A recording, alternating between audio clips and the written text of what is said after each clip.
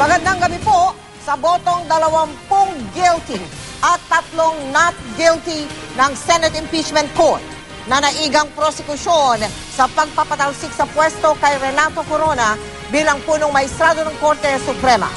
Makasaysayan ang yugtong ito dahil si Corona ang kauna-unahang Chief Justice na natanggal sa pwesto sa pamagitan ng impeachment trial. Ito rin po ang kauna-unahang impeachment trial na nakumpleto at natapos sa ating bansa. Hinusgahan si Corona dahil sa hindi umano niyang wastong paglalahad ng kanyang mga ari-arian sa kanyang Statement of Assets, Liabilities and Network o SALN. Dahil diyan, hindi na raw karapat-dapat si Corona na manatili pa bilang punong maestrado. Mula sa Senado nakatutok live si Ruth Cabal. Ruth. Mel, Mike, overwhelming ang boto ng senator judges na guilty o may sala si Chief Justice Renato Corona. Dapat daw matanggal sa pwesto si Corona dahil sa hindi niya pagdeklara ng lahat ng kanyang ari-arian sa kanyang Statement of Assets, Liabilities and Net Worth o SALN. By a guilty vote of 20 senators, representing at least 2/3 of all the members of the Senate, has found him guilty of the charge under Article Roman number 2, Roman numeral 2 of the said articles of impeachment. Now, therefore, be it adjudged, that Renato C. Corona be, and is hereby convicted of the charge against him in Article Roman numeral 2 of the articles of impeachment, so ordered. The motion is approved. Dito nagtapos ang 43 araw ng paglilitis ng 3 articles of impeachment. Pero nang magbotohan sa unang article pa lang, ang di pagsasapubliko ng kanyang SALN at di pagdedeklara ng lahat ng kanyang mga kayamanan, nang ibabaw ang guilty vote laban kay Corona. 20 senador ang nagsabing guilty si Corona. 4 na botong lagpas sa 16 lang na botong kailangan para makonvict siya. Guilty. Kaya nang makuha ang pang-16 na boto, nagpapalakpakan ng ilang private prosecutors na nakaupo sa gallery. Ang mga humatol ng guilty o may sala si Corona sa Article 2 ay sina Angara, Alan Cayetano, Pia Cayetano, Drilon, Escudero, Estrada, Gingona, Honasan, Lacson, Lapid, Legarda, Osmeña, Pangilinan, Pimentel, Recto, Revilla, Soto, Trillanes, Villar at si Senate President Juan Ponce Enrile.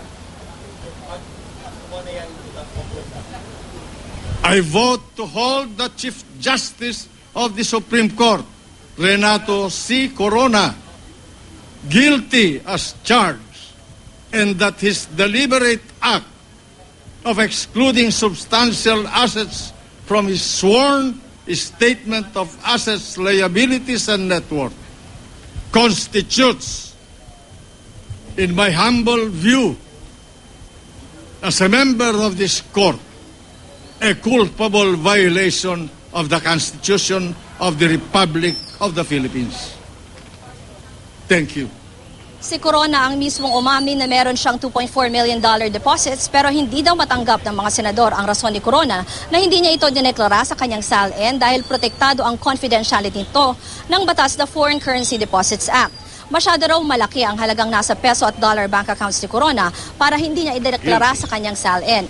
Inamin din ni Corona na meron siyang 80 million peso deposits commingled na pera ng kanilang pamilya at ng Basagidote Enterprises. Ito at ang kanyang dollar accounts ayon sa mga senador ay masyadong malaki para iwaglit sa kanyang SALN. Bilang punong maestrado, dapat daw mas maalam si Corona na ito ang tinakda ng konstitusyon. Habang sinasagawa ang botohan, makikita si Lead Defense Counsel Serafin Cuevas na napapailing.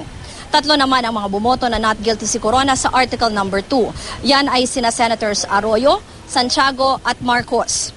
Paniwala nila may mga hindi man raw dineklara si Corona sa kanyang SALN, hindi raw ito maituturing na isang impeachable offense. Di raw kasi masasabing katulad ito ng mga nakasaad sa konstitusyong basehan para sa impeachment. Tulad ng culpable violation of the Constitution, treason, bribery, graft at iba pang high crimes. Mel, may kasunod nga nitong desisyon no, ng impeachment court, inatasan na rin ni Senate President Juan Ponce Enrile, itong Senate Secretary, na magpadala ng copies ng kanilang desisyon dito sa Korte Suprema, kay Chief Justice Corona at sa kanyang mga abogado, sa House Speaker, dun nga sa Kamara, sa Judicial Bar Council at kay Pangulong Aquino para lang ma-formalize yung kanilang desisyon. Mel, Mike? At Ruth, ano ang mga naging eksena dyan sa Senado makatapos sa 3 beses pukpukin ni Senate President Juan Ponce Enrile yung parang martilyo na siyang nagpahayag na tapos na ang paglilitis na yan o trial na yan. Anong mga eksena ang naganap na maaring hindi nakunan sa telebisyon o na isalaysay sa radyo? Mike, ang narinig lang naman natin kanina, syempre may narinig tayong palakpakan mula doon sa gallery, pero doon sa mismong floor, hindi naman masyado nag-react yung mga defense or prosecution counsels kasi kanina mahigpit yung paalala na dapat hindi nga mag-iingay habang ongoing itong paglilitis or itong announcement nga ng verdict. Pero after nyan, ayan nga, naglapitan na kanya-kanyang kamayan itong mga senator judges, lumapit sa mga defense at prosecution lawyers. Yan ay nung nag-close na mismo yung impeachment trial. Kaya doon na lang natin nakita yung mga komosyon. At syempre, yung mga ibang kasamahan din naman natin sa media ay lahat ay takbuhan nga dyan sa baba, sa floor, no, para kanya-kanya na makasecure ng interviews at mga reaksyon nitong mga senator judges ng defense at ng prosecution panels. Mike? At Ruth, sa mga sandaling ito, ngayong nasa 24 oras na tayo, ano pang meron pa pang natitira mga senador, mga tigapanig ng prosecution at depensa at iba pang mga tao na dumalo dyan sa huling araw ng paglilitis dyan sa Senado, Ruth?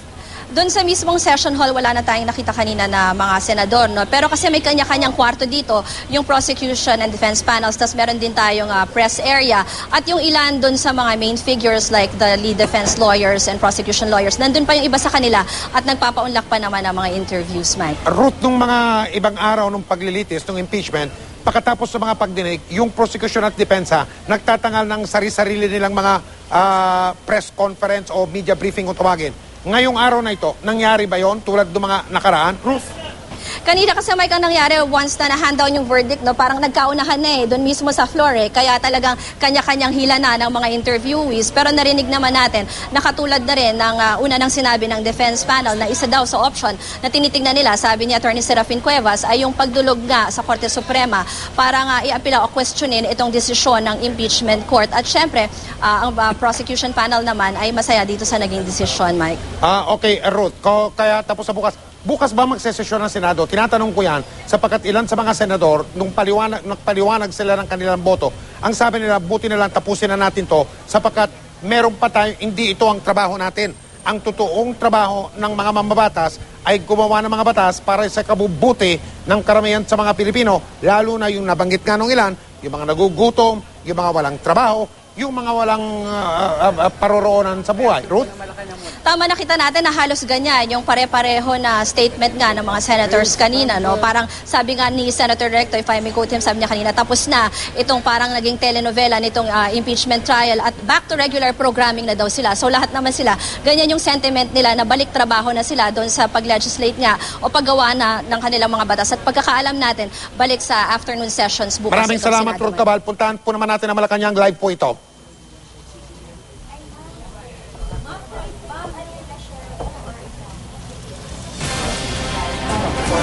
Sumasagot po